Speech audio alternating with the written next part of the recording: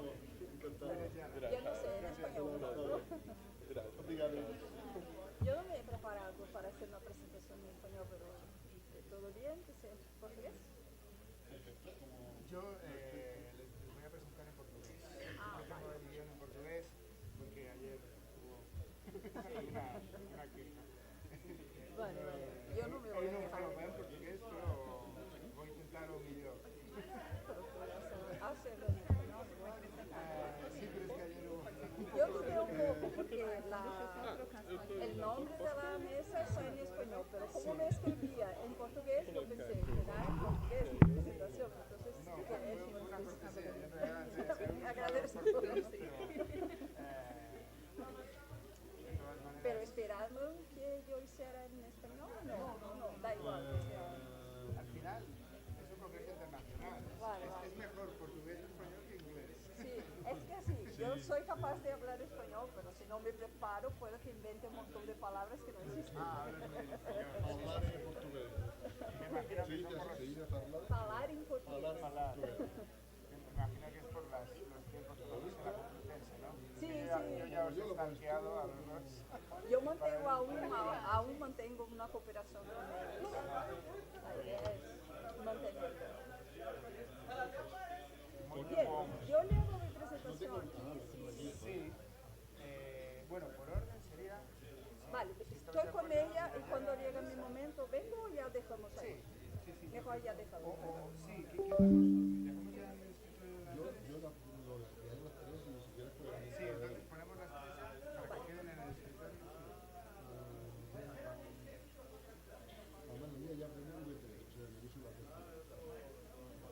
Pues si quieres la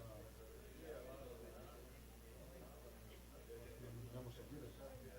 Da igual, cada uno va a reconocer su presentación, eso no es otro problema.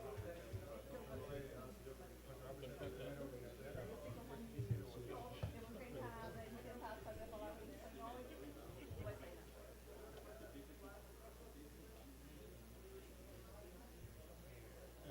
Por favor. Sí, las para presentaciones. Bueno,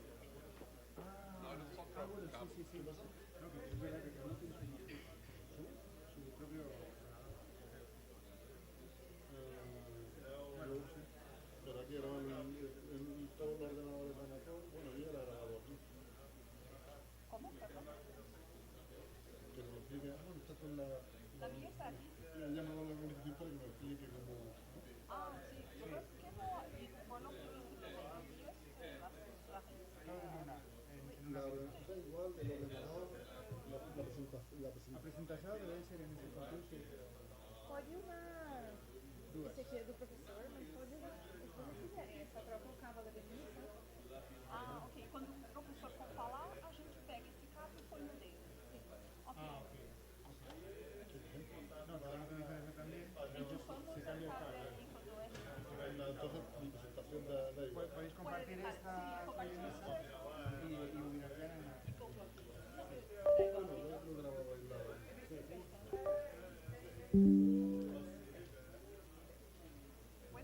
Adelante, por favor. Voy a copiar. Vas tú, bueno, si vas tú primero, te sientas ahí.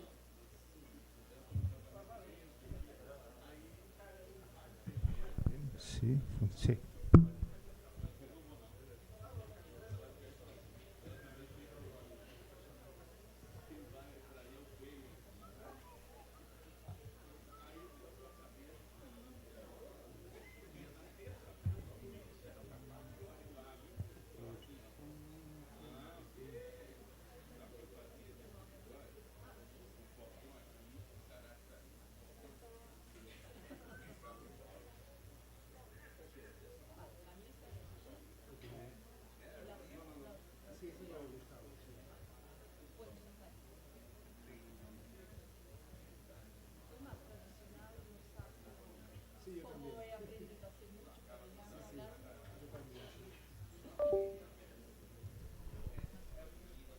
Sí, 1, 2, sí.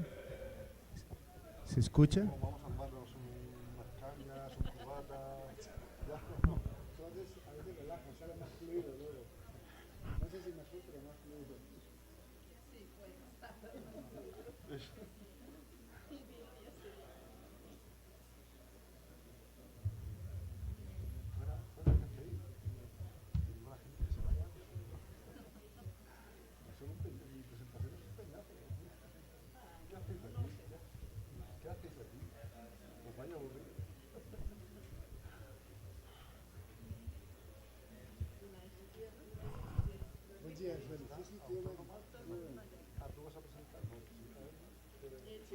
Yo os presento a los tres. Bueno, la dinámica es que hoy presento Villarreal, Elisi, después tengo la palabra si no llega la presentación, de los 25 minutos para Villarreal, después para Gustavo, y luego 5 minutos de preguntas. Muy bien.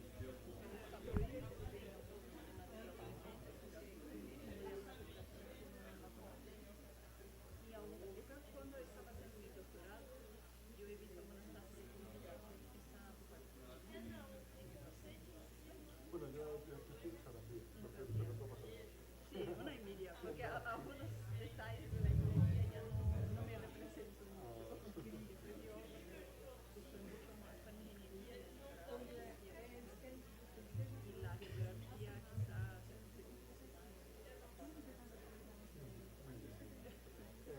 O sea, que has estudiado cooperación con la Universidad de Estudios. Sí, sí, queremos una cooperación formal. De alumnos, de intercambio de alumnos. Yo he sido un alumno en el pasado de mi doctorado y después ya ahora como profesora una coordinación de con la idea que los alumnos van.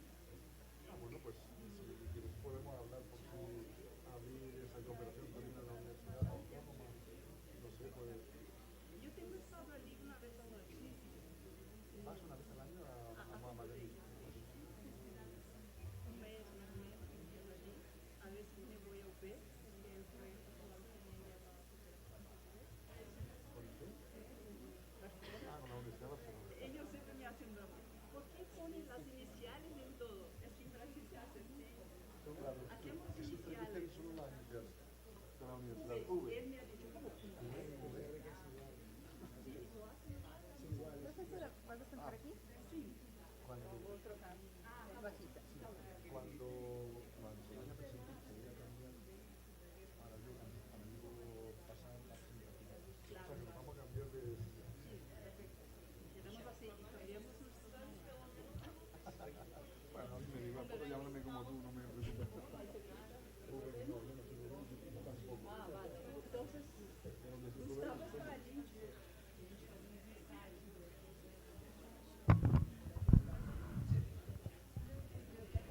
Pues la verdad es que no sé cómo es el protocolo, yo creo que sí, ¿no? Puede ser así. Só vou pedir para controlar o tempo para não atrasar muito para almoço, porque à tarde tem as apresentações. Yo en 2 minutos he Uma boa apresentação para vocês. No final eu vou sortear que livros. seamos breves, Vou ¿no? trazer os livros Que que seamos vocês breves. Eso. Acho melhor passar. Hablen como tempo que foi necessário. Te he entendido, no te preocupes.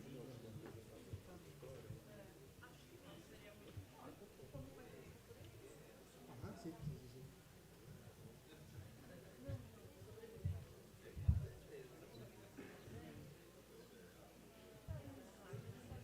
Bom dia.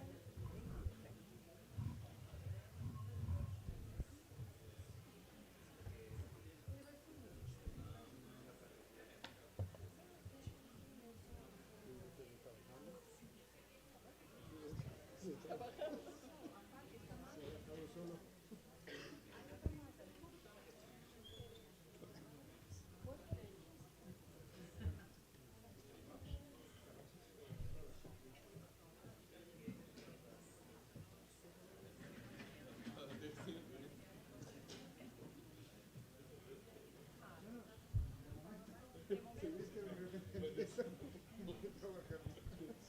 Entonces la cambio.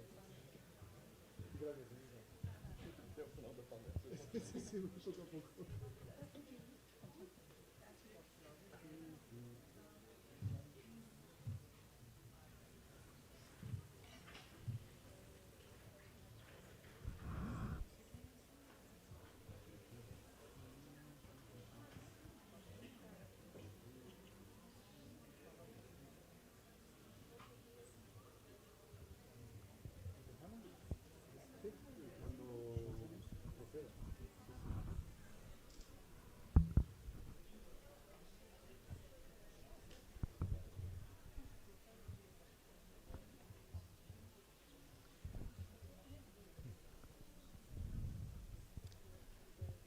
Bom dia a todos. Queria começar pedindo desculpas pelo meu português. Vou tentar fazer o meu melhor. Esta mesa redonda, intitulada Modelos predictivos en biogeografía, aplicação para a modelização de nichos ecológicos. Contará com a presença do Dr. Ubirajara Oliveira, da doutora Elisa Hart Alves Vieira e de Dr. Gustavo Ballesteros Pelegrín. Vou fazer uma breve apresentação. O Dr. Ubirajara Oliveira atua principalmente nas áreas de biogeografia, geoprocessamento, modelagem espacial ambiental, divulgação científica e produção de material didático. Possui graduação em Ciências Biológicas pela Universidade Federal de Minas Gerais em 2006, mestrado em Ecologia, Conservação e Manejo de Vida Silvestre em 2011 e doutorado em Zoologia 2017, pós-doutorado em Modelagem no Centro de Sensoramento Remoto 2015 a 2017 pela mesma instituição. Atualmente é pesquisador no Centro de Sensoramento Remoto e professor na pós-graduação em Análise e Modelagem de Sistemas Ambientais. Não sei se a informação é correta. A doutora Elisa Hart Alves Vieira possui graduação em Ciências Biológicas pela Universidade Federal de São Carlos em 2002, mestrado em Recursos Florestais pela Escola Superior de Agricultura Luís de Queiroz em 2005 e doutorado em Engenharia Civil com especialidade em Recursos Hídricos, Energéticos e Ambientais pela Universidade Estadual de Campinas em 2010. É professora na Universidade Federal de São Paulo, Campus Diadema, e pesquisadora colaboradora no Departamento de Ecologia da Universidade Complutense de Madrid, em Espanha. Tem experiência na área de ecologia, com ênfase em planejamento ambiental, atuando principalmente nos seguintes temas: ecologia de paisagem e conservação da natureza. Não sei se a informação é correta. E, finalmente, Gustavo Ballesteros Pelegrín, doutorado pela Universidade de Múrcia, com a tese em aspectos econômicos, sociais e ambientais relacionados com a gestão e conservação do Parque Regional das Salinas e Bancos de Areia de San Pedro del Pinatar, Espanha, em 2013. E pertence ao grupo IMPRAS, Investigação e Modelação de Processos Hidrológicos e Ambientais em Ambientes Semiáridos. Mas também Gustavo é um dos maiores especialistas em biogeografia de aves mediterrânicas na Europa, com campanhas históricas de anilagem, trabalho de campo. Ele é um grande defensor das paisagens áridas. Como orador dispõe de 25 minutos cada expositor e 15 minutos per perguntas e debate. Comencemos então pela intervenção da Dr. Ubirajara. Obrigado. Eu vou começar falando, eu acho que da pior parte, que eu não vou começar falando do que é bom nos modelos, mas sim do que é ruim neles e de quais as suas limitações. Que eu acho que é um bom ponto de partida para a gente, inclusive, pensar, sempre ter em mente quais são os limites dos métodos para utilizar eles corretamente. Só que para começar a falar de modelos de distribuição, a primeira coisa que a gente tem que ter em mente é o que são modelos e o que é distribuição, né?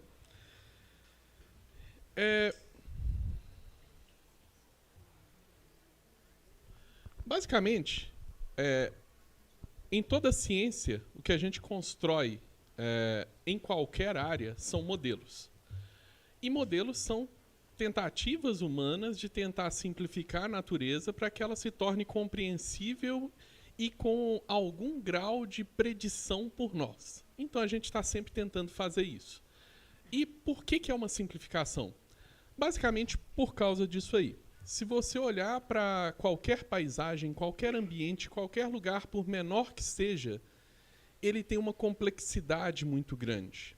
E do nosso ponto de vista, a gente pode olhar para esse ambiente a partir de diversas perspectivas.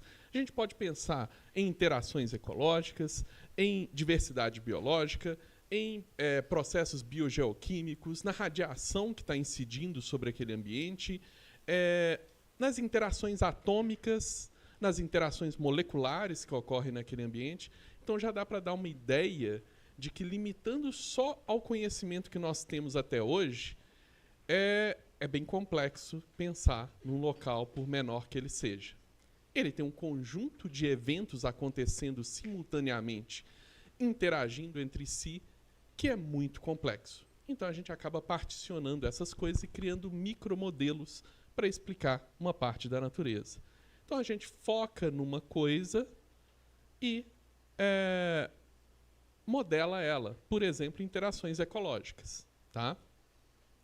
Então, basicamente, os modelos vão ser isso. Uma simplificação da natureza para que ela seja compreensível para nós e para que a gente tenha algum grau de predição sobre os eventos que ocorrem na natureza. E tem uma frase muito famosa, que é essa aqui de um estatístico, que é: todos os modelos estão errados, mas alguns são úteis. Ela é completamente correta, já que, de fato, por definição, todos os modelos estão errados porque eles são simplificações da natureza. Então, eles nunca vão conseguir abarcar toda a complexidade. Até porque, se a gente for pensar do ponto de vista lá da teoria da informação, para a gente ter toda a complexidade da natureza no modelo, a gente ia precisar de um universo igual ao nosso. Então, do ponto de vista de informação, a gente não teria como ter esse modelo, né? Tá, beleza, todos os modelos estão errados, então vamos sair daqui, deixar tudo isso para lá e vamos fazer outra coisa. Não, tá?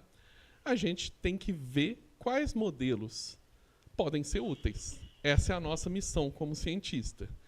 E um bom ponto de partida é qualquer modelo que seja melhor do que uma predição ao acaso, tá?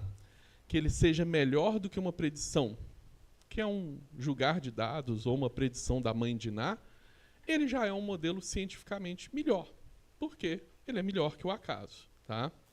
Então, a primeira parte de modelo de distribuição, a gente mais ou menos entendeu o que são modelos. E a segunda parte? O que é a distribuição de uma espécie?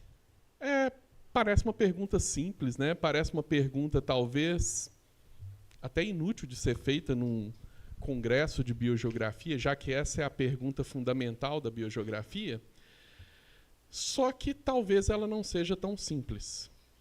Acredito que uma parcela das pessoas que estão aqui assistindo, quando eu falei da distribuição de uma espécie, eu acho que está dando um pouco de microfonia. Quando eu falei da distribuição de uma espécie, o que é? Acredito que uma boa parcela de vocês pensou em algo assim, né? Um mapinha com uma mancha, na qual aquilo ali é a distribuição. Tá bom, isso é um padrão confortável da gente pensar, né? É fácil, é um modelo bem simples. Ali tem a espécie, no outro lugar não tem. Só que será que na natureza os bichos já leram esse livro para saber que não podem passar aquela linha ali? Eu acredito que não, tá? E isso é um problema, porque esse modelo ele é pouquíssimo realista. A gente pensar em distribuições como mapas binários e, principalmente, mapas de superfície contínua é um erro a priori, porque a espécie não está em todos aqueles locais. Se eu sair daqui agora, pegar um avião, for para qualquer ponto nessa região aí, pode ser que eu veja essa espécie de tucano, pode ser que eu não veja. Pode ser que eu fique algumas semanas, alguns meses num ponto e nunca veja essa espécie. Isso faz ela não ter aquela área como área de distribuição ou não? A gente pode pensar, então, nisso como um modelo populacional, por exemplo. Então, a gente pensa que locais onde eu tenho uma população muito grande da espécie vão ter aí essa distribuição mais ou menos normal, na qual eu tenho locais onde ela é muito frequente. Então, se eu for lá, eu não vou ter um esforço mínimo para observar essa espécie, porque tem tantos indivíduos que é muito fácil de detectar, tem locais onde ela vai ser rara e tem locais onde ela é basicamente ausente. Tá? Só que existe problema nesse modelo também. Ele é melhor que o anterior para explicar a distribuição, mas, na verdade, a gente tem algumas espécies que vão ter dinâmicas populacionais temporais. Elas vão migrar ao longo do ano. Algumas vão migrar ao longo do dia, por exemplo, na coluna d'água. Tá? Então, isso tudo é só para mostrar que, quando a gente fala modelo de distribuição, parece uma coisa que super rápido eu sei o que é, mas é um pouquinho mais complexo. A gente tem que saber o que são modelos e saber o que é distribuição. Nenhuma das duas coisas tem um conceito tão simples assim.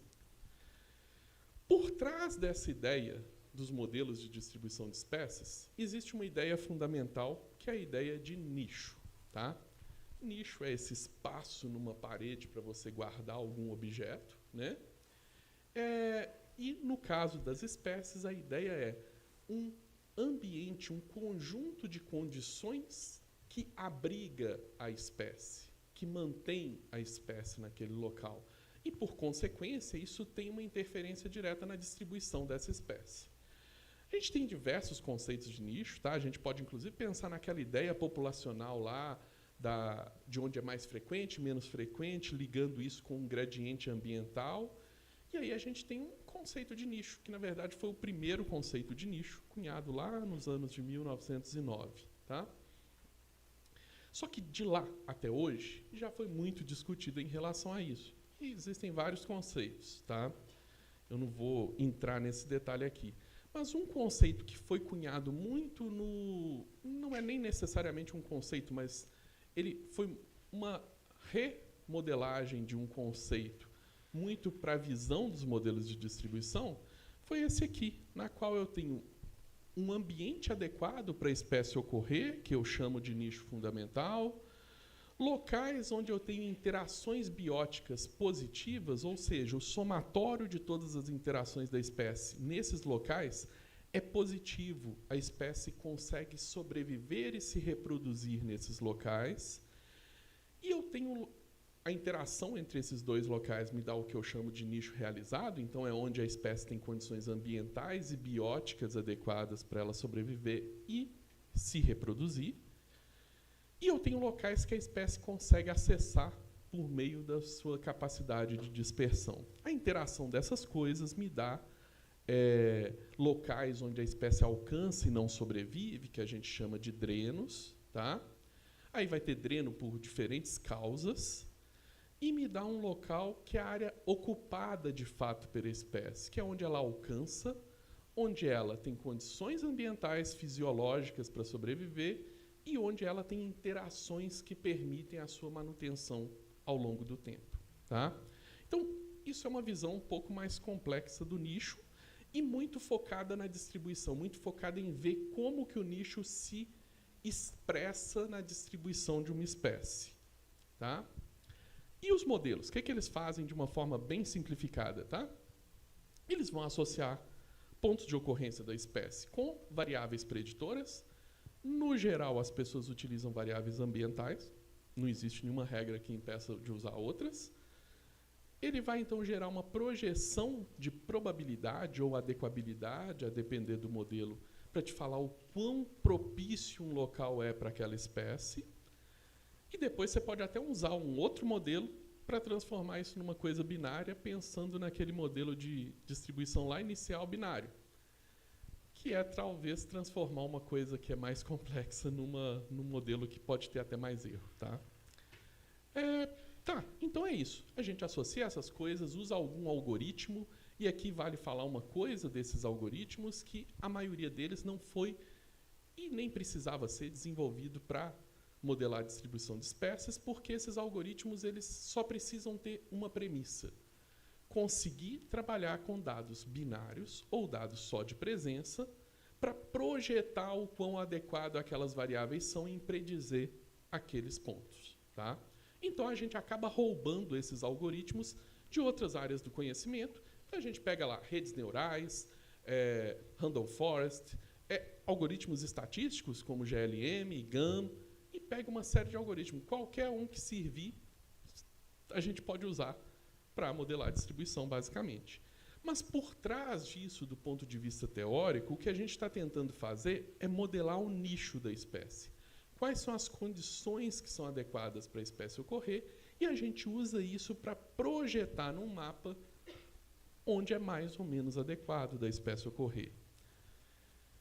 E aí pode transformar isso em binário, e toda modelagem científica depende de uma validação. Então, a gente tem que confrontar esses modelos com a realidade para saber o quão eles não estão próximos lá daquela predição da mãe de Ná. A gente quer distância disso. Tá? Existem várias propostas diferentes para isso também, para melhorar esses modelos, para abordar eles de outras formas. Como aqui, uma proposta relativamente recente, desse ano, que ela tenta, por exemplo, detectar falsos positivos. Ah, tá, mas falso negativo, acho que alguns de vocês já podem ter ouvido falar, né? Uma ausência falsa. Agora, um falso positivo, eu peguei o bicho, eu tenho ele lá na coleção, como que ele é um falso positivo? Alguém coletou aquele animal naquele local. Mas pode ter acontecido um monte de coisas. Pode ser que esse bicho, na verdade, ele tenha, o bicho ou planta, ele, na verdade, tenha sido coletado num outro local e a coordenada estava errada. Pode ser que ele esteja taxonomicamente identificado incorretamente. E pode ser que isso tudo está certo, o local está certo, o nome está certo, mas o bicho estava passando naquele local e aquele local é péssimo para o bicho sobreviver. E a pessoa só conseguiu coletar ele justamente porque ele estava à beira da morte. Tá?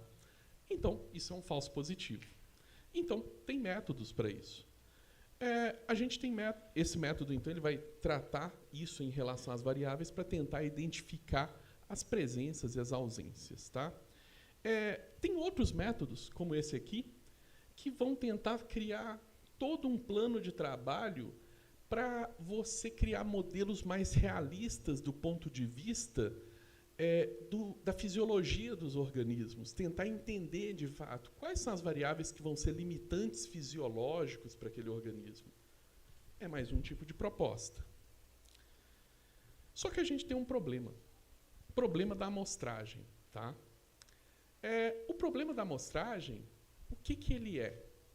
Ele abarca qualquer área da estatística e qualquer área que use estatística, que é o viés de coleta. Dependendo de como eu faço minha pesquisa, meu resultado pode não significar nada, apesar de ter lá um p-valor significativo, ter 1000 coisas, pode não ter significado nenhum para o mundo real. Tá? E a gente tem vários tipos de viés no caso dos modelos de distribuição. A gente tem o viés taxonômico, nem todos os grupos são estudados da mesma forma e com a mesma intensidade. Então, alguns grupos são mais estudados do que outros, logo, a gente tem mais informação sobre eles do que os outros. Então, isso cria um problema quando eu estou escolhendo o meu objeto de estudo, qual é a espécie ou o grupo que eu pretendo estudar. Tem um outro problema, que é o problema do viés de coleta mesmo. Por causa, principalmente, de recursos financeiros e histórico de pesquisa científica, alguns lugares são mais estudados do que outros. Tá? Isso tem uma interferência direta no quanto a gente sabe sobre determinados ambientes do ponto de vista de biodiversidade do que outros. Aqui a gente tem um exemplo com a distribuição de amostras em relação aos biomas. E aí a gente vê que tem uns biomas que têm mais amostras que outros. Não era para ser assim, né?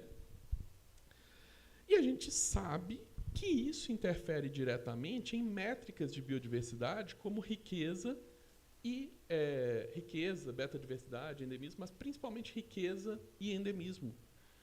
Isso tanto para organismos terrestres quanto para organismos marinhos. Ou seja, a gente tem esse problema afetando como a gente vê a biodiversidade, como a gente mede a biodiversidade nos ambientes. Tá? E vindo para os modelos de distribuição, quando a gente olha isso do ponto de vista ambiental, isso gera um viés em relação às condições ambientais. Determinadas condições ambientais são mais ou menos amostradas. E isso faz alguns locais, no caso aqueles em rosa ali nos mapas do Brasil, serem menos amostrados do ponto de vista de condições ambientais. Então, as condições que existem naqueles locais para aqueles grupos são pouco amostradas. Tá? Aí a gente tem algumas soluções, algumas alternativas, como métodos que vão fazer rarefação dos pontos de ocorrência da espécie, das evidências que a gente tem da distribuição, para tirar um pouquinho desse viés, para olhar para, tá, essas amostras aqui são muito parecidas, então eu vou tirar um pouco delas para tentar criar um balanço artificial nas amostras. Tá? Qual que e tem várias propostas para isso. Tá? Elas vão sempre utilizar as condições ambientais para tentar identificar conjuntos de amostras que estão muito agregados numa condição, o que possivelmente seria causado por viés de coleta. Vão ter outras propostas para isso também, que vão usar sempre essa questão de corrigir o viés de coleta. Muitas vezes vão utilizar, por exemplo, vias de acesso que estão no ambiente, que são locais onde preferencialmente as pessoas coletam por falta de recurso também, dificuldade logística, né? Então você usa isso para ir corrigindo esses dados. E aí, a gente vê aqui, por exemplo, que isso de fato melhora em algumas simulações a predição desses modelos. Então, quando eu uso esses métodos, de fato eu tenho uma predição melhor na maioria dos casos. Mas a gente tem que tomar um pouquinho de cuidado. Aqui também mostrando isso, que aqui num exemplo, inclusive, num país europeu, onde você tem muita coleta, mostrando que até nesses locais o viés de coleta interfere nos modelos. Tá? E aí você tem essa redução.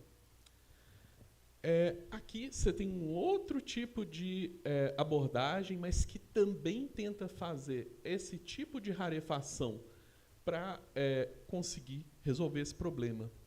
Tá, então a gente viu que várias propostas diferentes vão girar em torno de eu retirar excesso de amostra de locais onde eu tenho algum tipo de viés, seja espacial, seja ambiental. Só que isso pode gerar um problema.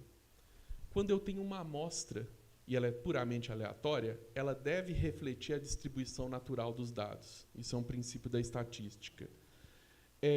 Mas se a minha amostra já é enviesada, ela tem uma tendência, que ali a gente vê em vermelho, que é diferente da distribuição original dos dados.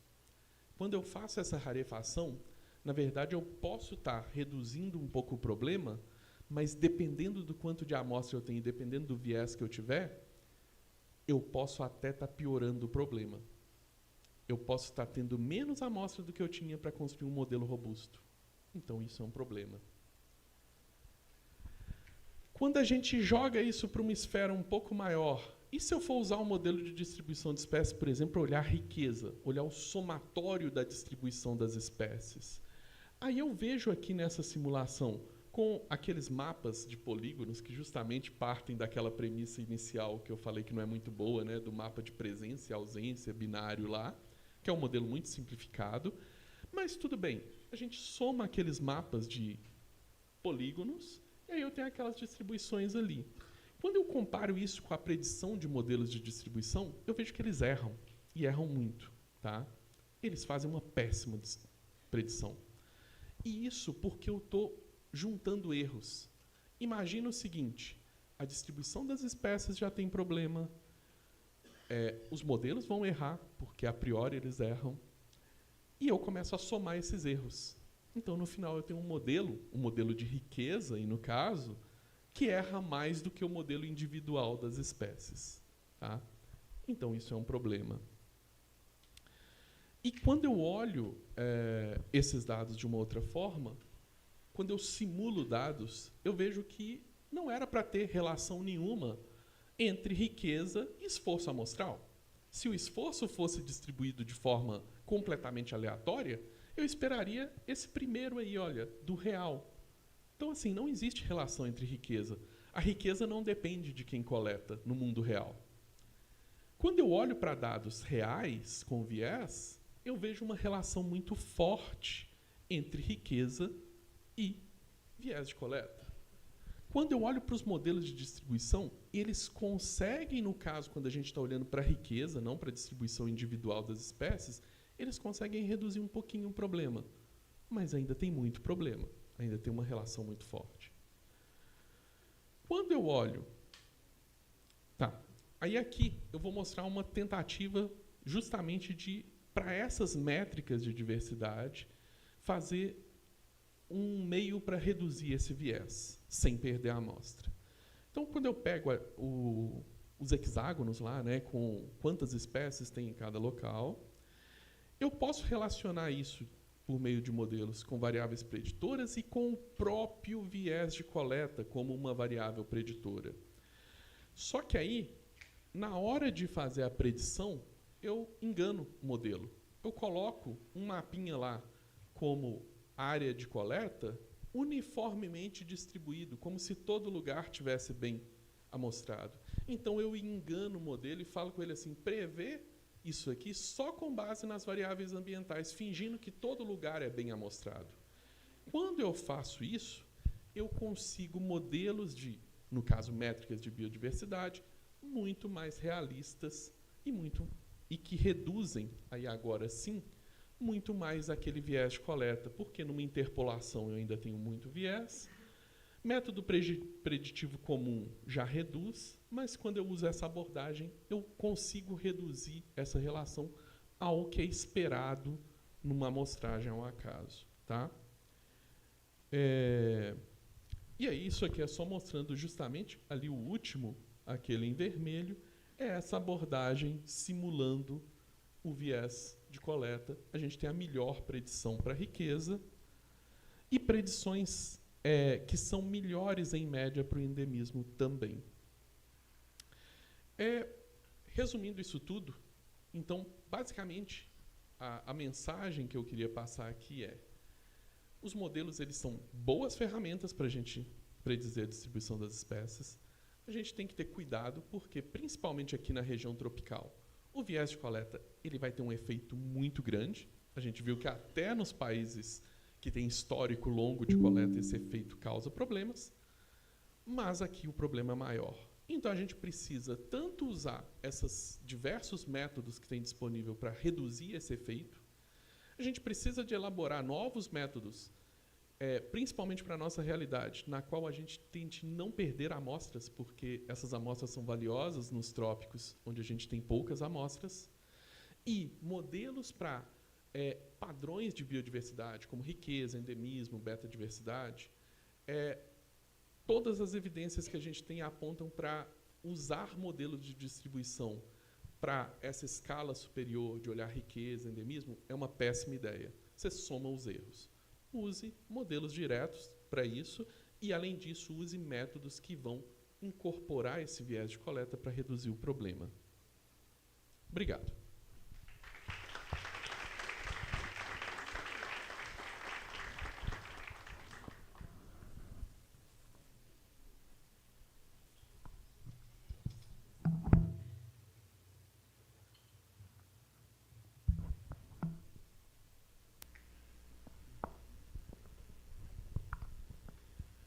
Muito obrigado ao Dr. Ubirajara pela sua intervenção.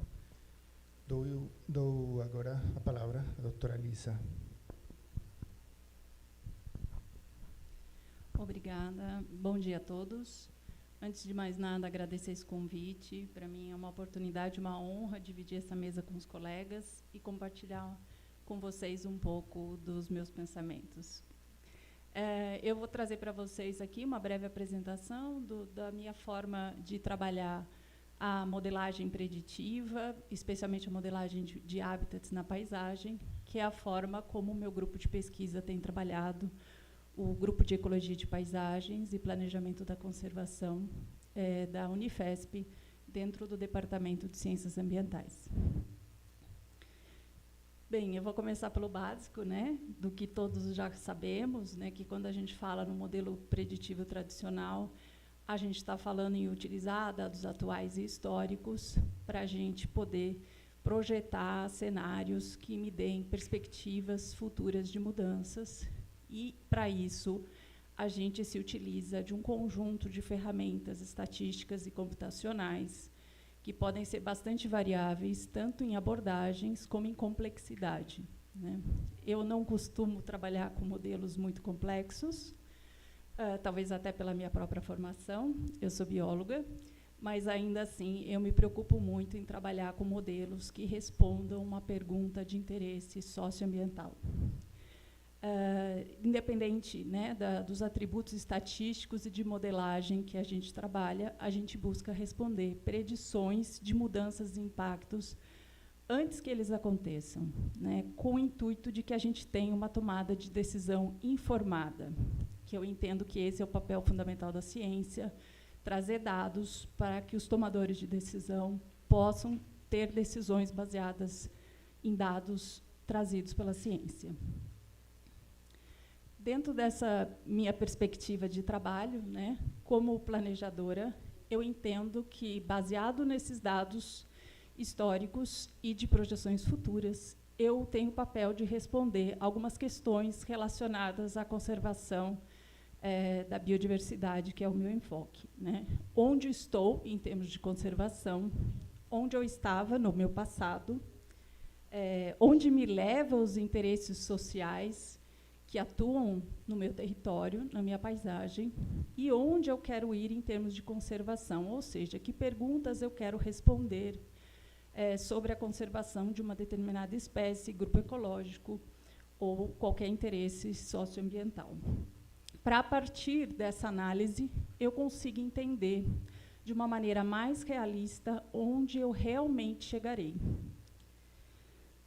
Antes de eu começar a trazer um pouco mais de uma modelagem aplicada, como eu costumo trabalhar com o meu grupo de pesquisa, eu vou só relembrar o que, de maneira muito clara, o professor nos trouxe, de que, quando a gente está fazendo modelagem de nichos ecológicos, a gente está trabalhando com modelos preditivos, em que a gente está utilizando dados ambientais e de ocorrência das espécies como forma de a gente entender o potencial de existência dessas espécies. Eu entendo que esse tipo de abordagem tem muitas aplicações, mas eu destaco aqui a questão da conservação da biodiversidade, por a gente poder definir áreas prioritárias para a conservação, usando essa abordagem, a gente poder também prever impactos de mudanças climáticas, especialmente se a gente conseguir entender qual o efeito de determinadas mudanças previstas em relação à distribuição das espécies, e também é uma forma de a gente avaliar efeitos de introdução e expansão de espécies invasoras. Como todo modelo preditivo, isso pode trazer alguns benefícios, né, mas também tem muitos desafios e limitações, bem colocadas pelo professor. Entre os benefícios, a questão que eu acabei de comentar, da tomada de decisão baseada em dados, de forma que a gente possa participar da gestão ambiental e das decisões políticas de conservação, e a gente poder projetar cenários futuros, cenários que entendam quais seriam os efeitos de determinadas decisões sociais, políticas, econômicas e ambientais. E, entre os desafios, a gente ter a ciência, né, que a precisão desses nossos modelos vai depender muito da qualidade e da escolha dos nossos dados de entrada. E, como todo modelo, a gente está falando de uma simplificação da realidade, que não necessariamente vai representar todas as interações ecológicas que sejam de importância para o entendimento da funcionalidade desse espaço. Dito isso, então, essa ilustração exemplifica, né, os princípios da modelagem da adequabilidade de habitat, uma abordagem da modelagem de nicho ecológico, que traz um pouco do que a gente conversou até então sobre a coleta de dados, uma coleta de dados baseada em presença e ausência de espécies, a partir do qual a gente extrai os atributos das variáveis ambientais que explicariam essas presenças e ausências, e, a partir de um conjunto de estatísticas, eu consigo entender as curvas de resposta das espécies em relação àqueles preditores ambientais, como uma forma de eu identificar as condições de hábitats adequados para a minha espécie, que seriam o seu nicho.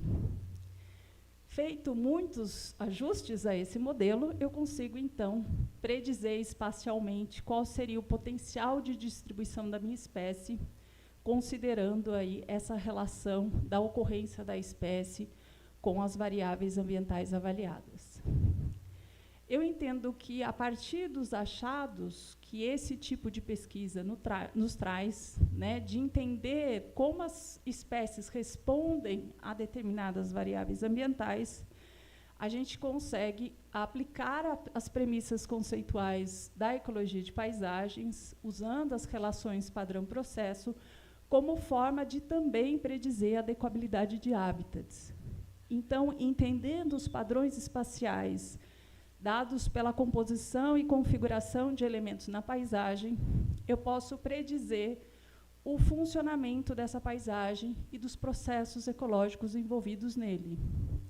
Isso significa que eu posso avaliar as mudanças de padrões de uso e cobertura da terra como forma de predizer potenciais mudanças de fluxos de matéria, energia e informação. E, dentro disso, estão, por exemplo, os processos de dispersão de fauna e flora.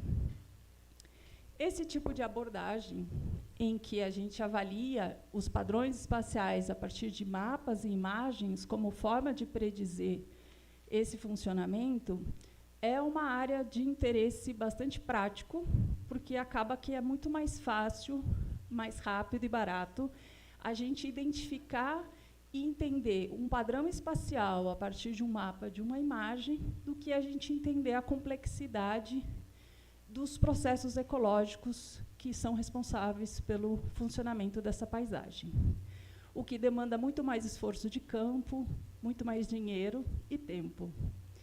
E eu entendo que, então, essa forma de trabalhar, ela se torna, né, ao longo do tempo, cada vez mais importante para o planejamento ambiental, considerando que o tomador de decisão nem sempre tem muito tempo para trabalhar a decisão, e a gente consegue, então, a partir dessa relação, fazer uma previsão de impactos antrópicos sobre os processos ecológicos naturais antes que eles aconteçam.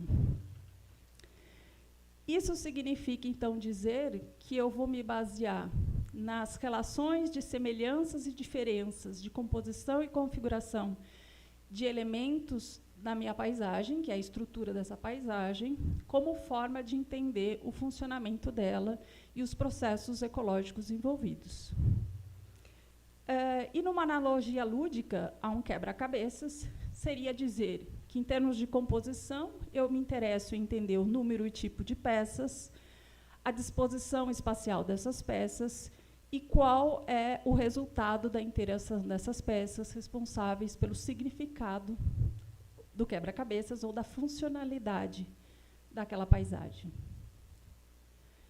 Essa analogia lúdica entre a funcionalidade da paisagem e brinquedos funcionais como esse já era feito por Magalhães lá na década de 80, em que ele descreve que essa roda gigante, ela só funciona se a gente tem um determinado número de peças de diferentes tipos e organizados numa determinada disposição espacial que formam uma estrutura que vai habilitar o funcionamento desse brinquedo, né? Então, essa seria a ideia de escrever, entender essa estrutura como forma de entender o funcionamento da paisagem. Dito isso, né, dentro dessa abordagem, o que a gente costuma trabalhar é na definição de padrões espaciais, obtidos a partir de mudanças ao longo do tempo, ou em cenários que representem tendências futuras, expectativas legais, expectativas ideais, sociais, de forma que, a partir de indicadores ou medidas estruturais aplicadas em mapas e imagens, eu consiga valorar, predizer e planejar a conservação de determinada espécie ou grupo ecológico. Existe, na verdade, uma infinidade de indicadores que eu poderia trazer aqui para vocês, mas eu estou trazendo como enfoque 3 princípios que a gente vem trabalhado desde então, que é a questão da disponibilidade de recurso, que tem a ver com a quantidade e a qualidade de hábitats, a conectividade da paisagem e a heterogeneidade da paisagem em mosaicos. Mas, em função do nosso tempo, eu vou focar nos 2 primeiros. Falando, então, de disponibilidade de recurso, a gente pode nomear um conjunto de critérios de valoração de habitat, que, obviamente, são variáveis com a minha espécie ou grupo ecológico de interesse, mas o mais simples de todos e mais universal é a proporção, né? Então, é a proporção de habitat em relação ao total da paisagem. Um segundo critério é o formato. Então, uma mancha de formato mais ameboide, que tem uma relação perímetro-área maior, é uma mancha que tende a sofrer o maior efeito de borda e, portanto, pela própria literatura de vários estudos, seria uma mancha com maior risco de extinção local, especialmente daquelas espécies dependentes do interior da floresta.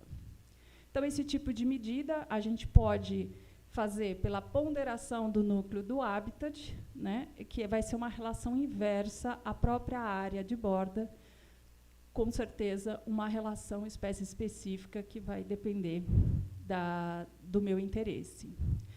Até pela mesma relação perímetro-área, a gente tem um terceiro critério, que é o tamanho, que a gente pode ponderar a nosso habitat em função dos tamanhos dos seus fragmentos, e essa ponderação, mais uma vez, espécie específica, exemplificada aqui, num coeficiente de tamanho de 0 a 3, baseado em alguns dados secundários de pequenos mamíferos de Mata Atlântica.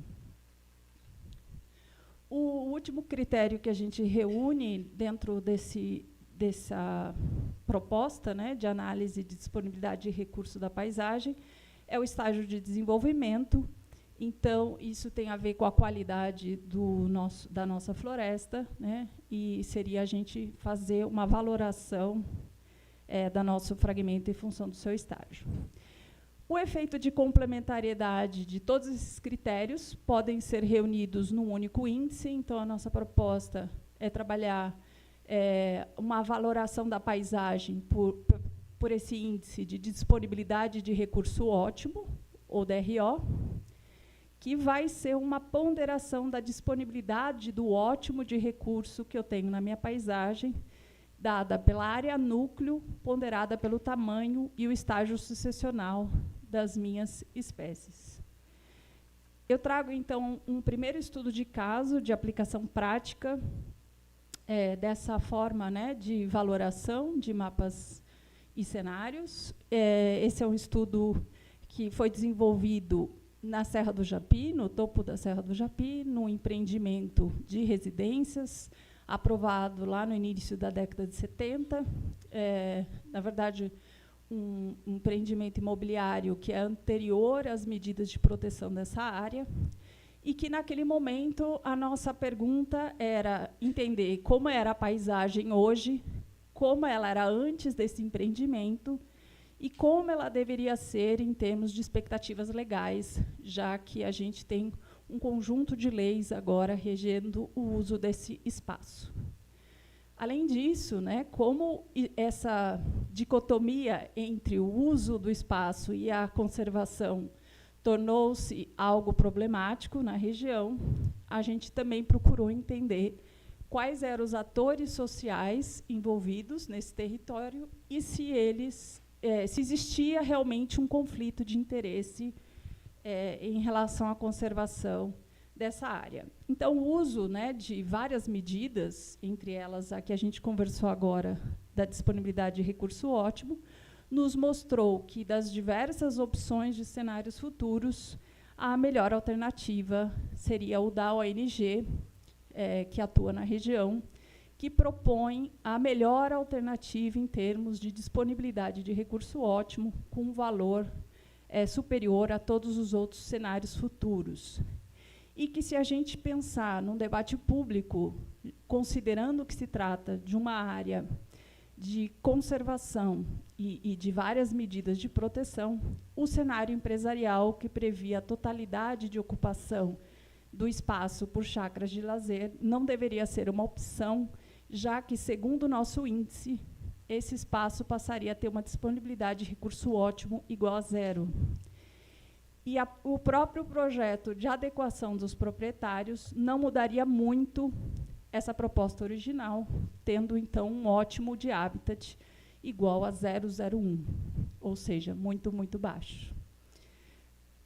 Ainda buscando responder essa pergunta, né, tivemos a preocupação em entender qual é a proximidade desses interesses sociais com a expectativa legal que existe para essa área, né?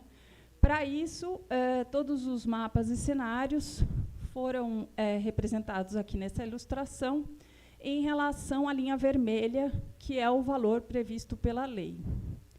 Então, de todas as situações dessa região, a melhor delas é a de 1962, que antecede o próprio empreendimento, que prevê, né, ou que tinha, na verdade, na época, uma disponibilidade de recurso ótimo superior até a expectativa legal. E, como nós vimos anteriormente, dos cenários futuros, a ONG traria uma proposta de predição de disponibilidade muito próxima a que antecede a ocupação desse espaço e ainda melhor do que espera a lei. Então, esse foi só um exemplo, né, de como a gente pode trabalhar e ajudar a resolver conflitos de interesses sociais num território, como forma também de ampliar o diálogo entre os atores sociais e, de certa forma, apoiar as decisões nesse sentido. Passando agora para o segundo indicador de padrão espacial que o nosso grupo tem trabalhado, é a questão da conectividade da paisagem, mas a conectividade baseada na disponibilidade de habitat na escala da paisagem. Então, é uma medida de conectividade funcional que considera as capacidades de dispersão e propagação de espécies e processos ecológicos, mas que não seria uma conectividade baseada na visão clássica de que seria algo entre as manchas de habitat, mas sim uma conectividade avaliada entre e dentro das manchas de habitat, de forma que a conectividade seria o grau em que a paisagem facilita ou impede o movimento através das zonas de habitats existentes na paisagem. Dentro dessa abordagem, nós costumamos utilizar a estrutura da teoria de grafos como forma de representar a conectividade dentro das manchas para valorar os nodos e as conectividades entre as manchas para valorar os links.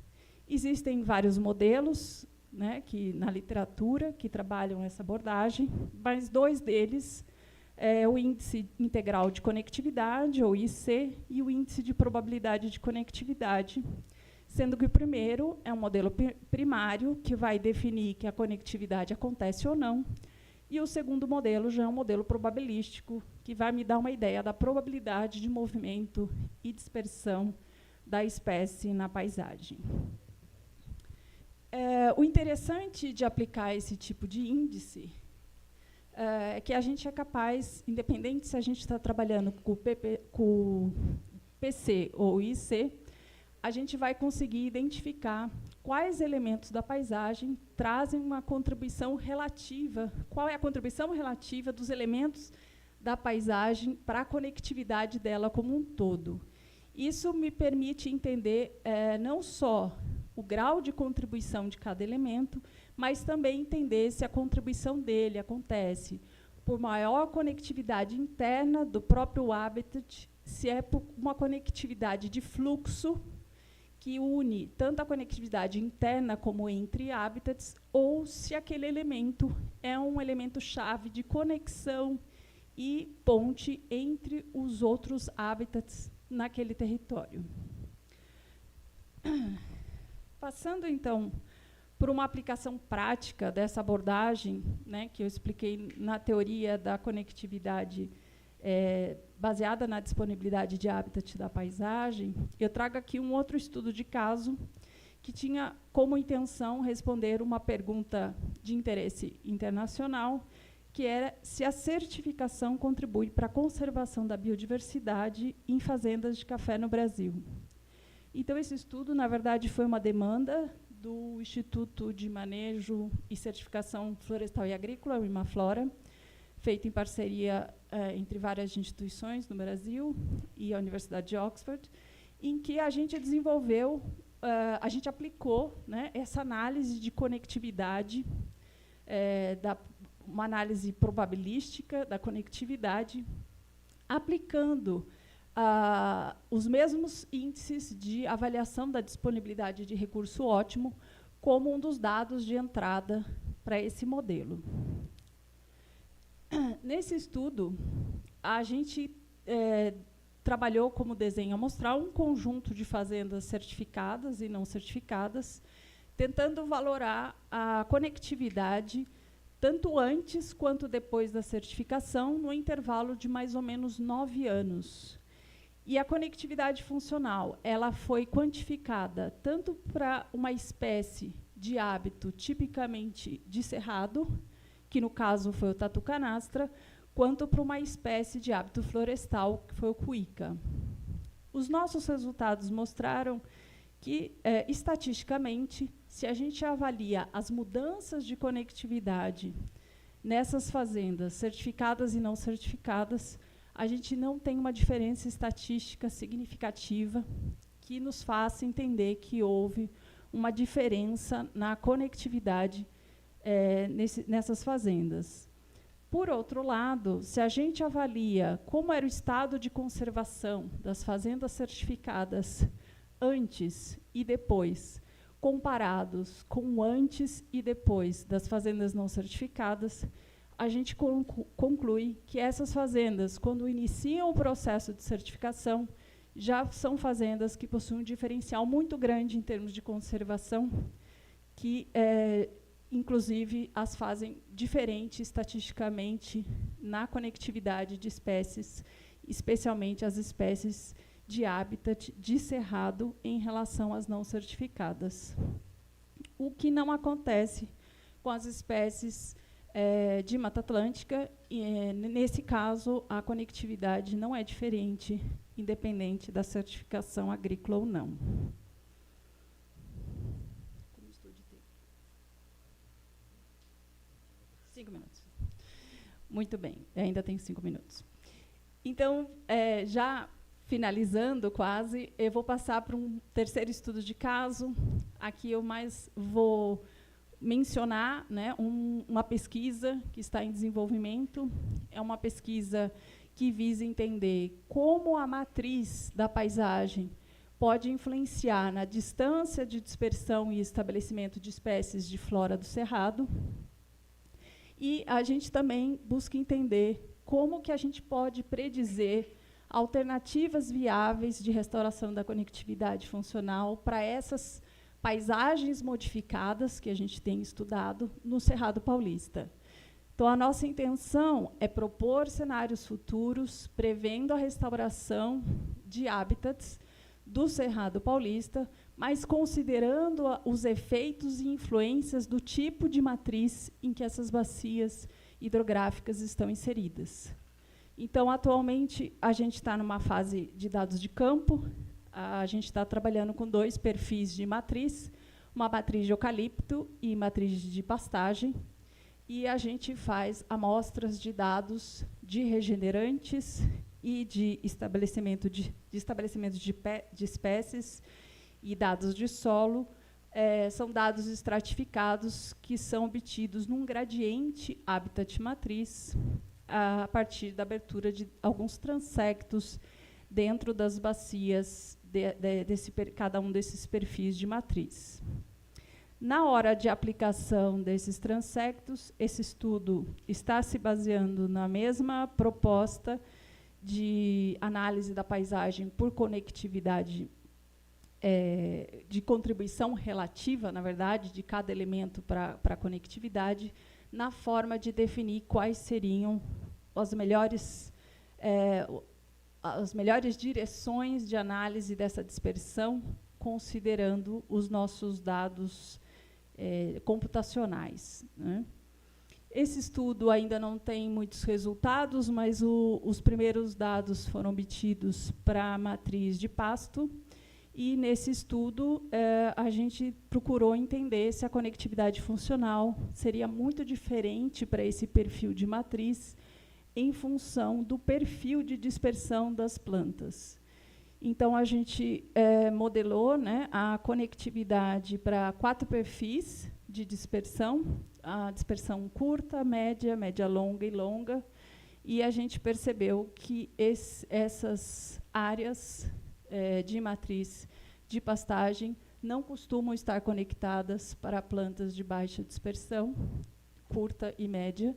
E, além disso, ficou claro que nessas regiões que a gente está estudando no estado de São Paulo, quando a gente avalia só os hábitats de cerrado, especificamente de cerradão, a gente tem uma carência muito grande de elementos que possam funcionar como conectores ou como pontes entre outros hábitats, o que é uma informação-chave para a gente começar a utilizar em estratégias de restauração nesse tipo de bioma, e em especial nesse tipo de matriz que é a pastagem. Bem, acho que é isso que eu tinha para apresentar para vocês. Eu agradeço a atenção, deixo os meus contatos, o grupo de pesquisa que eu trabalho, e obrigada.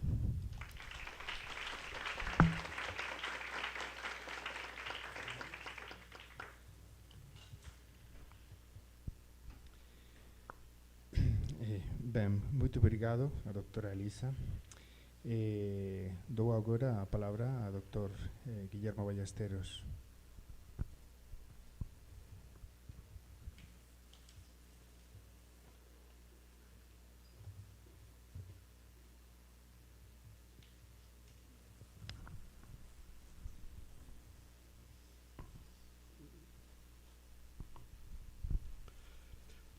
Buenos días, bom dia. Buenos días. Muito obrigado por me dar a oportunidade de apresentar esta comunicação. Peço desculpas por não falar português. A apresentação está escrita em português para facilitar seu acompanhamento.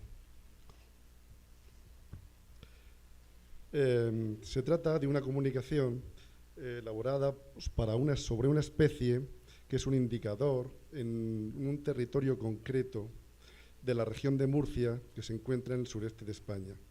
La comunicación se titula Análisis del estudio de índices biofísicos obtenidos mediante teledetección para la estimación de modelos de distribución de especies, en concreto del cholitejo patinero, Charadrius alexandrinus, en el Mar Menor, que se localiza en el sureste de España.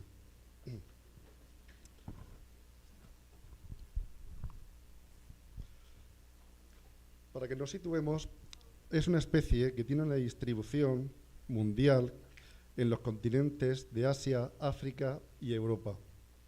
En la península ibérica se encuentra concentrada en los humedales del litoral atlántico de Galicia y de Andalucía, así como en las marismas del Guadalquivir del Parque Nacional de Doñana.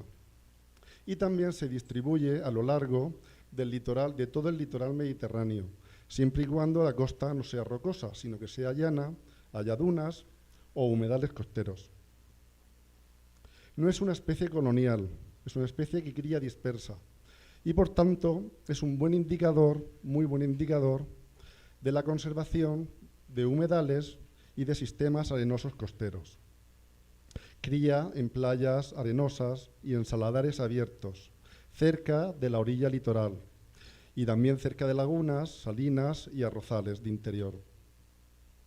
En la región de Murcia, que es donde yo vivo y donde he realizado este estudio, es una especie abundante, sobre todo en el entorno de la laguna del Mar Menor, ya que prácticamente ha desaparecido del interior y también de otras zonas del litoral. También decir que en el contexto de la península ibérica, además de criar sobre todo en el litoral, en zonas de dunas y en torno a humedales, también cría en algunas localidades del interior, siempre y cuando los humedales sean salinos o ligeramente salinos, incluso en el entorno de arrozales. En la zona en concreto donde se ha realizado el estudio, que se sitúa, como ya he dicho, en la región de Murcia, que es una pequeña comunidad autónoma que se encuentra situada entre la Comunidad Valenciana y Andalucía, tiene una superficie, para que se sitúen, de unos 11.000 kilómetros cuadrados. Y el área de estudio, la laguna costera del Mar Menor, y sus humedales periféricos, tienen una superficie de en torno a 16.000 hectáreas. El chorlitejo patinegro cría en los humedales que ven en verde del entorno de esta laguna, que tendrán en torno a una superficie de en torno a las 2.000 hectáreas. Estos humedales periféricos disponemos de censos de más de 25 años de forma ininterrumpida de esta especie, que hemos podido comprobar que tienen una tendencia regresiva. Así, de esta manera, en la primera década del siglo XXI, la población era superior a 150 parejas en estos humedales periféricos, como ya he dicho, de la laguna costera del Mar Menor. Y criaba en torno a 10-15 localidades, en torno a 10-15 humedales. Sin embargo, en la actualidad, el número de parejas reproductoras se ha reducido a menos de 100 parejas y tan solo ocupa entre 7 y 11 localidades. Aquí podemos ver esta gráfica, pues, donde muestra tanto en el número de parejas como en el número de localidades esa tendencia regresiva. De esta manera, si cogemos el mapa, dos mapas, uno del año 2000 y otro de 2024, se comprueba que estos son los 15 humedales, estos son los que están en verde, los 15 humedales donde el chorlitejo patinegro, donde Charadrius alexandrinus se reproducía en el año 2000. Y como en la actualidad ha desaparecido de los pequeños humedales costeros y algunos humedales grandes situados al oeste y situados pues también en el entorno de la restinga, del entorno de la manga del Mar Menor, que era una restinga que separa la laguna del Mar Menor del Mar Mediterráneo. Añadir, para que se sitúen, para los que no conozcáis este singular espacio, que todo lo que no está en verde, a la orilla litoral de la laguna del Mar Menor, está urbanizado, con fines sobre todo de usos turísticos, recibiendo una población durante el periodo estival, en los meses de junio, julio, agosto, incluso en septiembre, con una concentración de población de más de 500.000 de personas. Las causas de este declive del chorlitejo patinegro son dos, como ya he dicho anteriormente. Una, el desarrollo turístico. Aquí podemos ver en esta restinga, en este cordón arenoso de la manga del Mar Menor que separaba la laguna costera del Mar Mediterráneo, una fotografía de 1964, cuando se empezaban a construir los primeros viales de acceso para su posterior desarrollo turístico.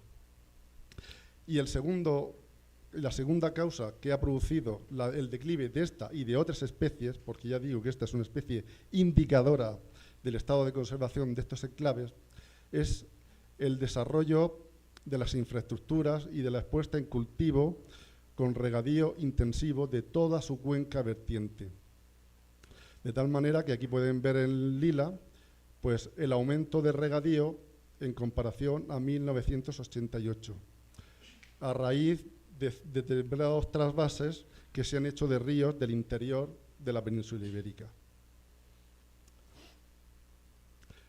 Para un trabajo que hicimos en concreto para las salinas de San Pedro del Pinatar entre 1999 y 2008, pudimos comprobar que el chorlitejo patinero, que es Charadrius alexandrinus, se reproduce en más de un 80% en zonas que sean de sustratos arenosos, que tengan zonas intermareales, playas o mezcladas con depósitos de arribazones. Los arribazones son las plantas, la Posidonia oceánica que vive en el mar Mediterráneo, que serían los bosques en el mar que hay en esta zona, que cuando la planta cae o muere, pues llegan a las costas de nuestro litoral. Y son hábitats muy interesantes, que también, porque además de ser muy interesantes para la biodiversidad, frenan también los procesos de erosión costera. Bien, pues como decía anteriormente, el chorlitejo patinegro en más de un 80% se reproduce en aquellas zonas que dispongan de un suelo desnudo superior al 50%. Cuando la cobertura de vegetación del suelo es superior al 50%, la población no hay chorlitejo patinegro, no se reproduce el chorlitejo patinegro, desaparece su hábitat. Por eso he dicho anteriormente que, claro, el desarrollo urbano y el desarrollo agrícola de toda su cuenca vertiente, que está produciendo unas escorrentías superficiales y subsuperficiales, o sea, por debajo de la tierra, hace que las antiguas ramblas lleven agua permanente al Mar Menor y el nivel freático de todo el entorno del Mar Menor haya subido, de tal manera que ha favorecido el desarrollo de la vegetación y que hace que ya no haya prácticamente suelo desnudo. Y cuando no hay suelo desnudo, cuando todo es un continuo o casi continuo de vegetación, desaparece el hábitat adecuado para la reproducción del chorlitejo patinegro. Pero claro, estos datos son obtenidos de mi experiencia de salir al campo, de nuestra experiencia de salir al campo, de más de 25 años de saliendo al campo y haciendo observaciones en el territorio. Por tanto, no dejan de ser datos cualitativos, datos que tienen un margen de subjetividad relativamente elevado o relativamente pequeño. Y para esto queríamos enlazarlo pues con la teledetección. De esta manera, pues contacté con los compañeros que hemos elaborado este artículo, de tal manera que la teledetección nos aportara los datos objetivos para poder modelizar la distribución en fino de la distribución del chorlitejo patinegro. Por tanto, aprovechando que tenemos disponibilidad de más de 25 años de datos de calidad en el entorno de los humedales de la laguna del Mar Menor, pues pensamos utilizar índices biofísicos de la superficie terrestre obtenidos con imágenes satelitales para analizar o modelizar el nicho ecológico del chorlitejo patinegro, teniendo en cuenta la presencia o ausencia de la especie en cada uno de esos humedales. Pensamos que si aportamos la experiencia del trabajo de campo con buenos datos, como ya han comentado anteriormente mis compañeros, y las nuevas tecnologías y que cada vez van mejorando y van teniendo más capacidad de resolución, nos daría una nueva perspectiva para adaptar los datos que hay que tomar en el campo para que sean más manejables luego a la hora de modelizar la información y de analizar la información obtenida en campo. Somos conscientes de que los datos, pues eso, que hemos obtenido a lo largo de 25 años no estaban pensados para después ser trabajados con teledetección y por tanto no son todos los heterogéneos, o sea, tienen un grado elevado de heterogeneidad y tienen poco detalle espacial. Somos conscientes de ello y por tanto ha sido difícil usarlos en las bases de datos para su análisis y modelado. Los modelados y distribución de especies predicen distribuciones en base al nicho ecológico, pero no capturan las relaciones ecológicas por falta de datos espaciales sobre los factores ambientales.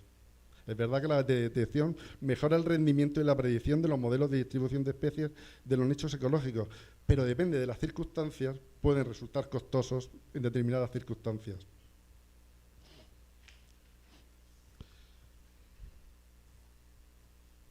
En total, seleccionamos 46 imágenes Sentinel-2 entre abril, mayo y junio de 2018 a 2023. Estas imágenes fueron corregidas atmosféricamente con el procesador Acolyte. El procesador Acolyte es un software libre para aplicaciones acuáticas y costeras que, según Valdivieso y colaboradores en 2021, es el que mejor se adapta a esta zona. Esta compañera Valdivieso fue una de las compañeras que nos ayudó en la realización de este trabajo. Estas imágenes fueron resampleadas, 11 de las 13 bandas disponibles de cada imagen fueron resampleadas a 10 metros, en el rango del espectro visible de onda corta. Calculamos los 7 índices biofísicos para extraer las características de vegetación, suelo, humedad y salina en la superficie terrestre. Y utilizamos el centroide del humedal como coordenadas para la localización de presencia-ausencia de la especie en cada uno de los humedales. En total obtuvimos solo 16 puntos, que somos conscientes que es una muestra escasa y de poca variabilidad, que no ofrece todo un modelo válido que nosotros quisiéramos. Pero insisto, esto fue un trabajo experimental que hemos realizado y que nos ha abierto nuevas líneas de trabajo para eso, para tomar muestras en el campo y para otras especies que también son de interés en este territorio.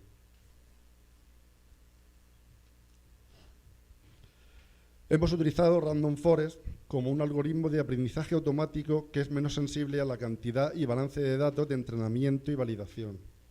Random Forest es el que mejor funciona de los datos que hemos ido probando, por los pocos datos de entrenamiento y validación que tenemos. También también se analizaron o se ensayaron con otros modelos como redes neuronales. Se utilizó para cada una de la clasificación binaria la presencia-ausencia para cada año en series de 5 años.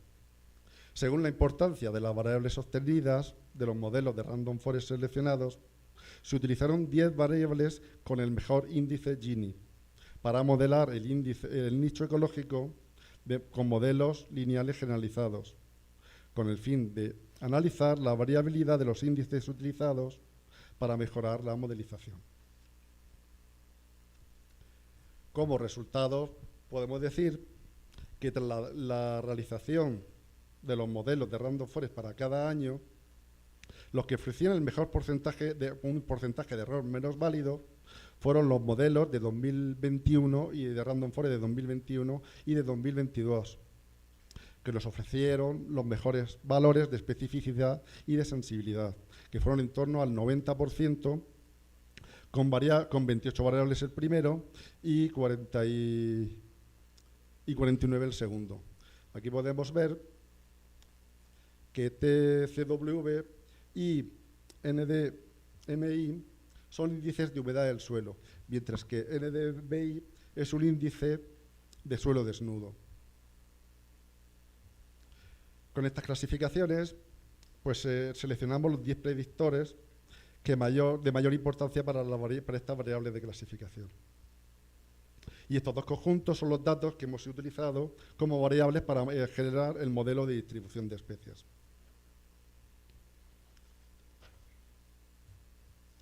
Aquí podemos ver en estos mapas que muestran, con ciertos matices, claro, las tendencias de la distribución de la especie. Los mapas son de toda la cuenca vertiente del Mar Menor y, como ya he dicho antes, los choletejo patinero pues cría en el entorno de la laguna del Mar Menor. Y como se puede ver, pues la especie se reproduce en la cubeta sur, en el sur oeste y al norte en las salinas de San Pedro del Pinatar, y ha desaparecido o no se reproduce en el resto de todo el entorno. Digo que, claro, que que estos resultados se muestran los resultados con ciertos matices. Evidentemente, esos matices son los pocos datos de entrenamiento y validación que hemos utilizado.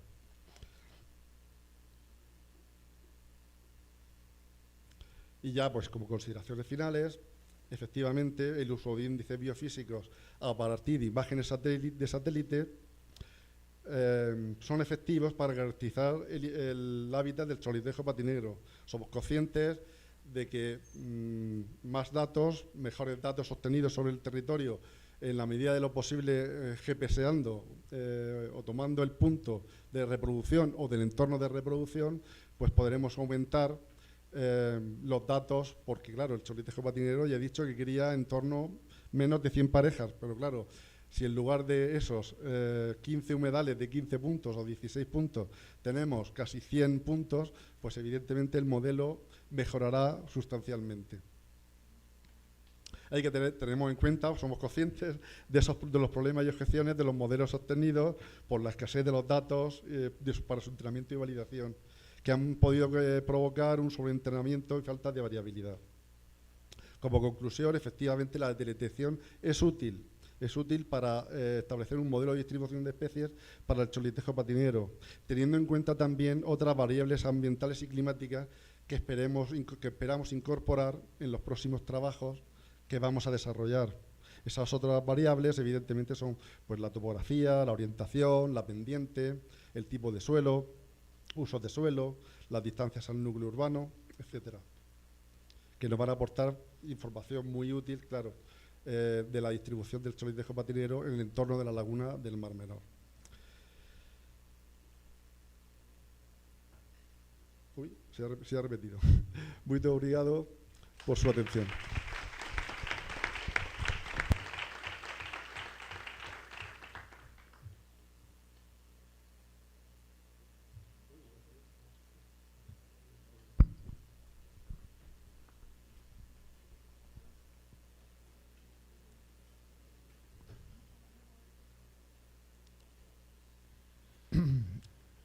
Então, muito obrigado, Dr. Guillermo.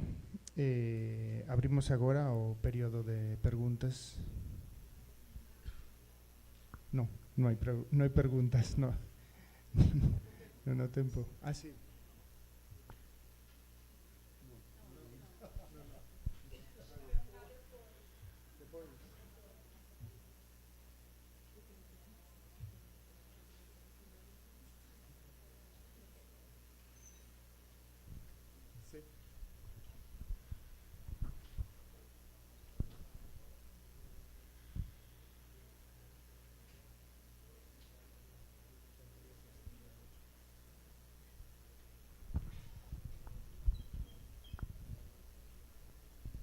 Oi, bom dia.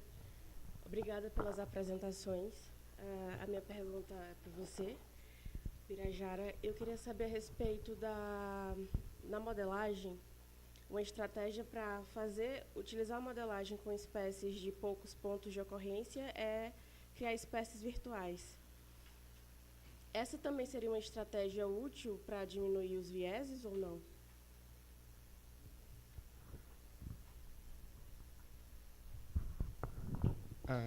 As espécies virtuais, elas são mais úteis, na verdade, como experimentos teóricos, para você saber, por exemplo, qual que é o efeito de ter uma espécie que de fato tem uma distribuição muito restrita, ou de ter poucos pontos para uma espécie ter uma distribuição restrita ou uma distribuição ampla.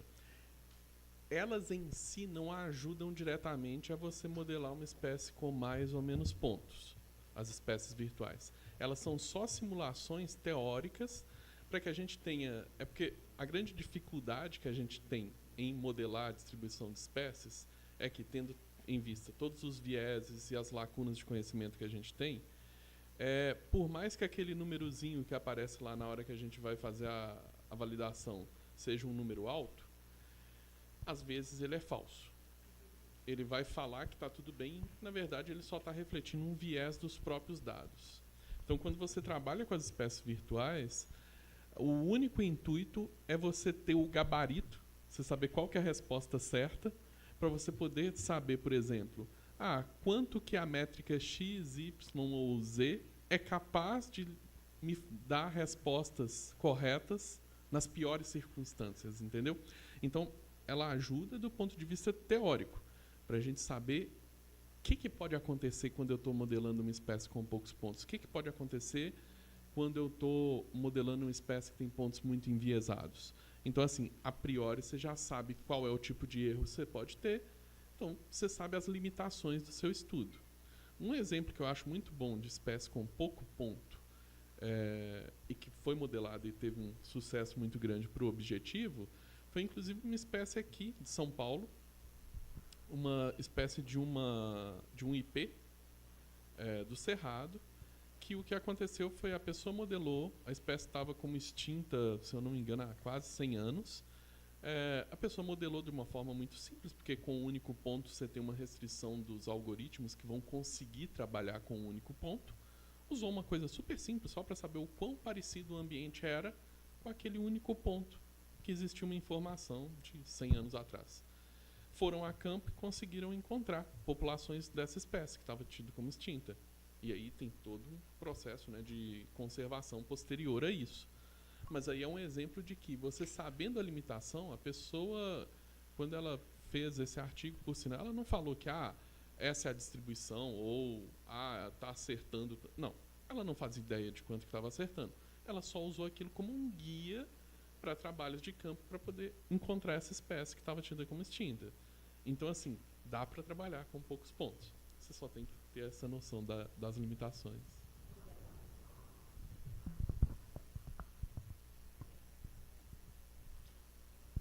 Alguma pergunta? Mais perguntas?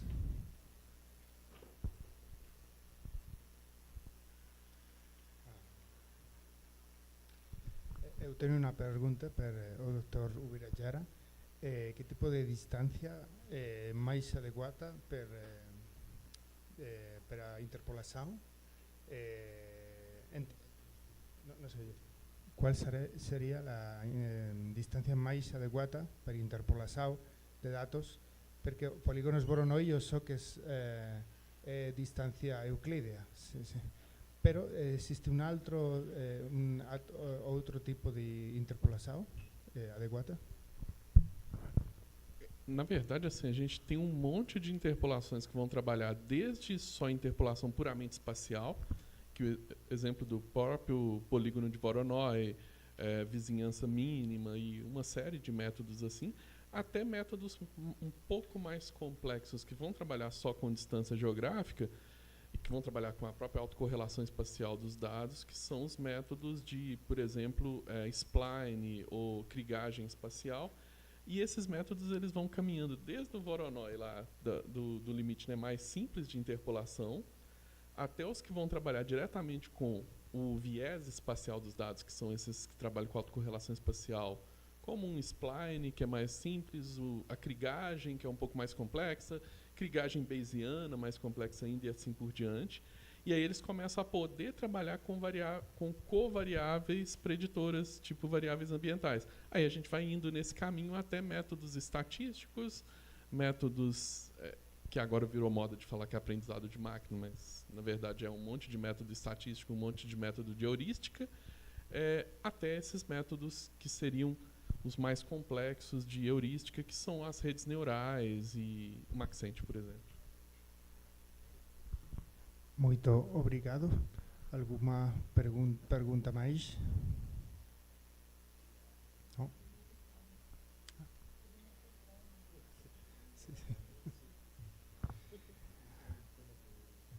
Agora fazemos o sorteio. Sorteo de libros.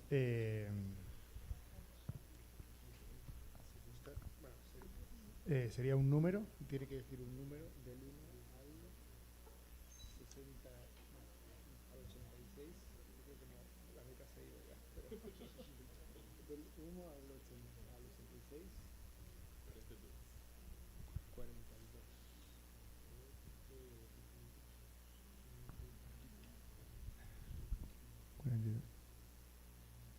Paulo Paim, ¿sí?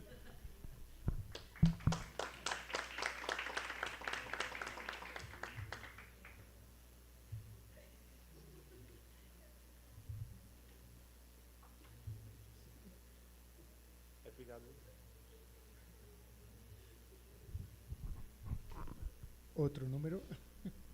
Porque son 2 y 2. Ah, bueno, no, es que son 4. Sí, 44.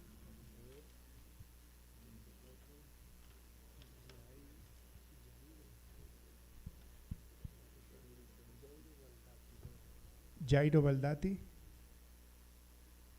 Ya se fue.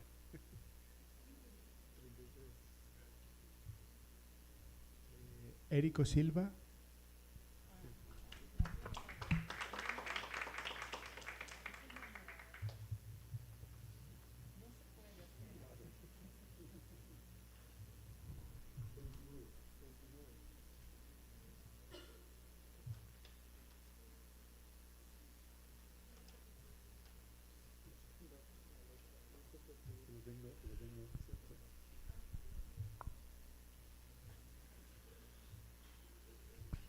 Pamela Gómez dos Santos.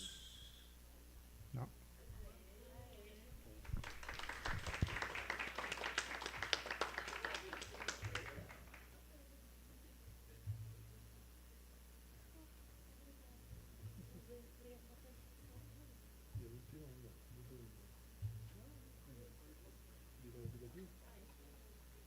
¿Yo? Ah, bueno. Aleatorio. Seguro que no está ya. 65. Elena Antunes.